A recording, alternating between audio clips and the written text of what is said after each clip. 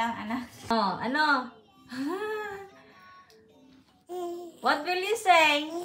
Good day, everyone. So, happy Friday, everyone. Ayun ay, dahil gising na yung anak ko, makapaglinis na ako.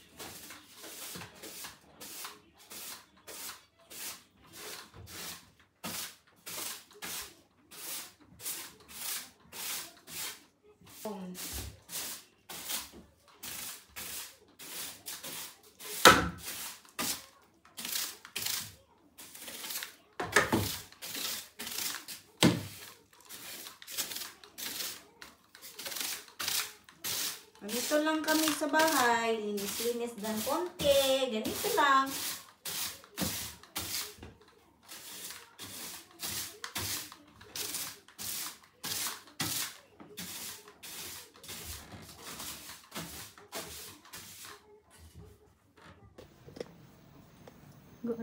Try nating lumabas ng ano na, kahit balcony lang kami. Ayan. Ito talaga yung matatanaw namin araw-araw. Yan. Diba? Ang ganda niya. O, diba? Masarap ang picture sana doon. Kaso nga lang.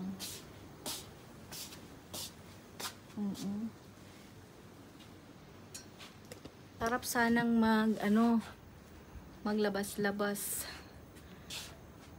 Yan talaga yung problema ko, guys.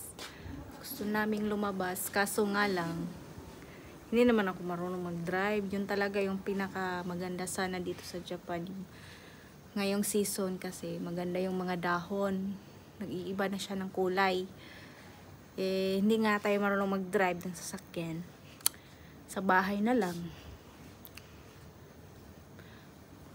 Advantage talaga yung marunong ka nang mag-drive kasi makalabas-labas ka anytime. Hindi ako makapasyal-pasyal ni Yuki sa labas pag ganitong weekdays kasi wala yung asawa ko, tapos dito lang talaga kami kasi may trabaho kasi asawa ko. Mag-aantay lang ako pag weekends lang talaga kami nakakalabas. No, diba? Ganda nga dyan, oh. Ganda sana sa labas pag picture-picture. Kaso nga lang, wala nga kami sasakyan. Tapos hindi rin ako marunong mag-drive. Kaya ganyan na lang tayo diba? Ganda ng labas namin. Lamig na kasi dito sa Japan. Okay lang sana yung lamig, guys. Huwag lang sana yung kasamang hangin. Diba, anak? Oh, para na may ibang makikita yung anak ko dito sa amin.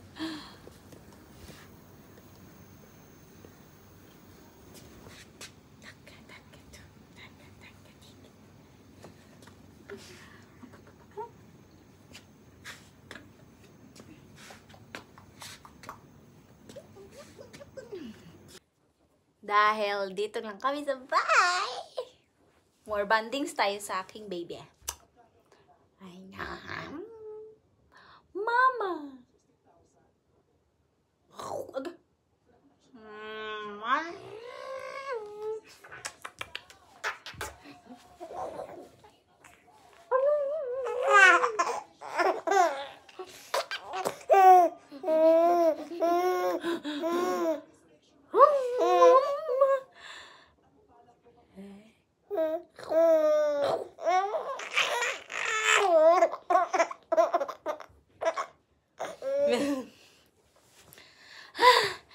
Aming bata.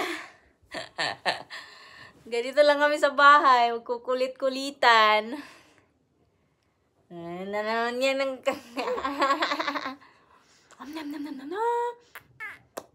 ang bamba. Uche! Carry na ba niyang mag-upo-upo? Huwag yung remote. Tingnan natin kung ano ba yung mga ano niya sa makakaupo na siya. Yay! Abot! Yay! Very good! I said, very good! Good job! Yuki-chan, good job! Yay!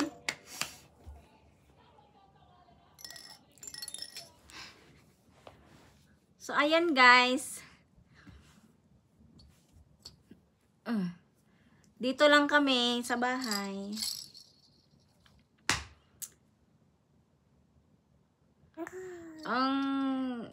Bakit po kami hindi masyado lumalabas guys, no? Kasi wala kasi akong sasakyan. Kahit may sasakyan ako guys, hindi pa rin magagamit dahil nga hindi pa po ako marunong mag-drive. So, dito sa Japan, napakamahal ng license ng driving guys. So, kailangan pa talagang pag-ipunan pag gusto ko na ng license. Kasi, lalo na ngayon, may anak na ako. So, kailangan talaga na marunong ako mag-drive. Dahil, para hatid sundo ko na tong anak ko sa darating na panahon na iiwan ko na siya sa isang nursery na sa amin dito. So, advantage talaga yung marunong kang mag-drive guys. Kasi, anytime ka na makakaalis ng bahay. Kung may bibilhin ka, makakaalis ka agad. Ganun. Hindi na ako maghihintay sa asawa ko. No?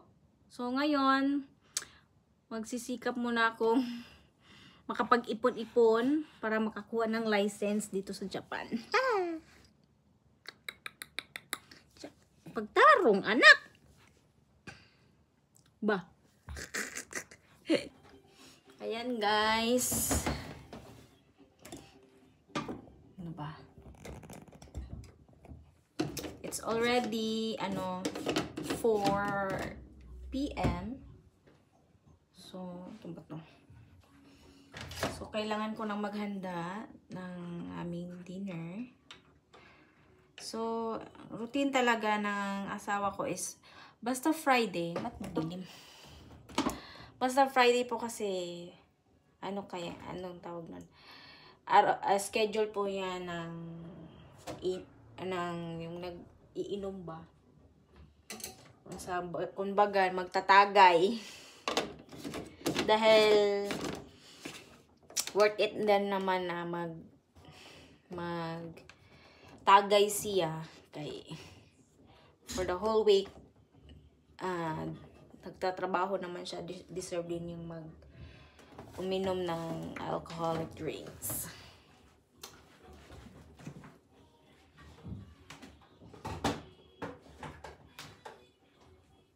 So this time is, I don't know what I'm gonna prepare for this dinner. So I'll be the one only mo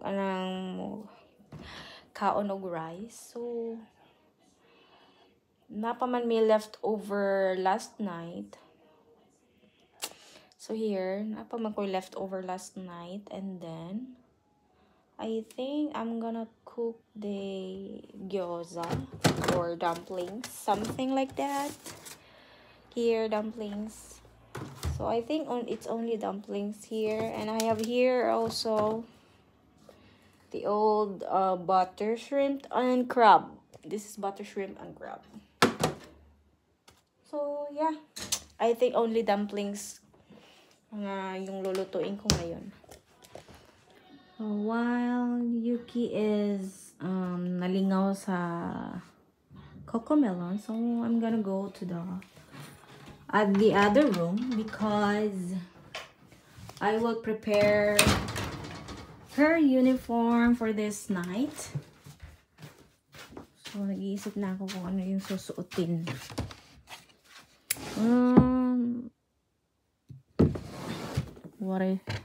Ano ba yung susuotin niya? So I decided to, I think this one, and also kind of the shirt. First, the diaper. Tayo ay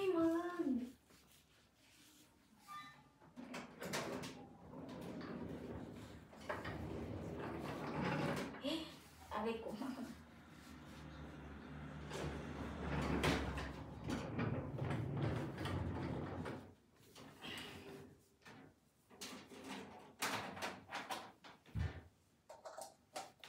Tayo ay mag-heater.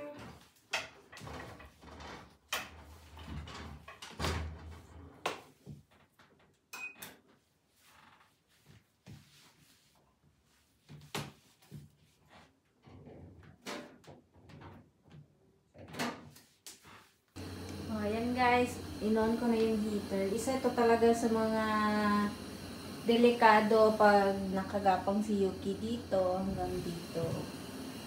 So, delikado nga siya pag makaabot si Yuki doon kasi heater yun. So, medyo ano talaga, kailangan talaga na bantayan ng maigi. Ayan, nagpa-heater na kami dito sa bahay kasi malamig na sa Japan ngayon.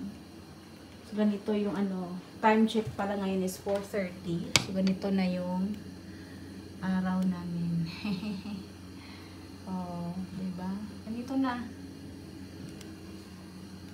Ayan. Para makita talaga. Ayan, ganyan na siya guys. Pag ganitong hapon na, so, isasara ko na kasi baka may lamok. May lamok ba? Malamig na malamig yung panahon. Alam niyo guys, so I'm so proud of my daughter. Ito talaga yung mga pinagdasal ko na dumede na siya sa battle. Kasi nga, malapit na nga ako mag-work. So, tingnan nyo naman, oh. I'm so happy. Ba talaga yung saya ko, guys? Tingnan nyo naman. Diba? Siya lang. Lagyan ko lang siya ng unan konti para hindi siya masyadong malunod sa iniinom niyang gatas. I am so happy. My goodness. Thank you, Lord.